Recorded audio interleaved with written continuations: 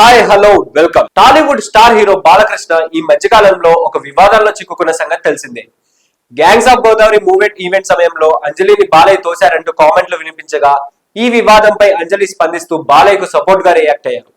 అయితే singer dubbing artist Chinmay మాత్రం power లో ఉన్న వాళ్ళని తప్పుగా చూపేందుకే సమాజం ఒప్పుకోదు అంటూ షాకింగ్ కామెంట్స్ చేశారు. చిన్మయ్ తన ట్వీట్ లో బాలయ్య అంజలి వీడియోను షేర్ చేస్తున్న వాళ్ళలో నేను ఒక అతిపెద్ద సమస్యను గమనించానని ఆమె అన్నారు. అంజలి నవ్వు వైపు చూడండి, ఆమెకు ఉండాలి కదా అంటూ చిన్మయ్ చెప్పుకొచ్చారు.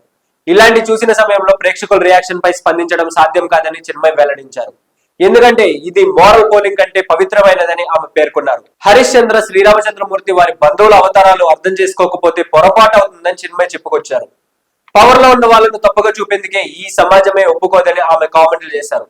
ప్రధానంగా డబ్బు, కులం, రాజకీయ బలం నుంచి వచ్చిన వాళ్ళను తప్పుగా చూపిస్తే సమాజం ఒప్పుకోదని చిన్మయ్ వెల్లడించడం గమనార్హం. ఆయన ఇందులో మీకు ఎలాంటి నష్టం లేనప్పుడు మహిళలకు ఎలా ప్రవర్తించాలో చెప్పకండి అని చిన్మయ్ పేర్కొన్నారు.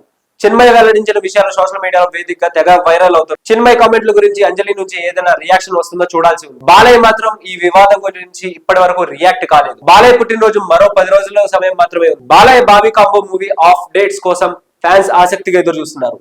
సో ఇలాంటి మరిన్ని ఇంట్రెస్టింగ్ అప్డేట్స్ కోసం please do like, share and subscribe to our channel.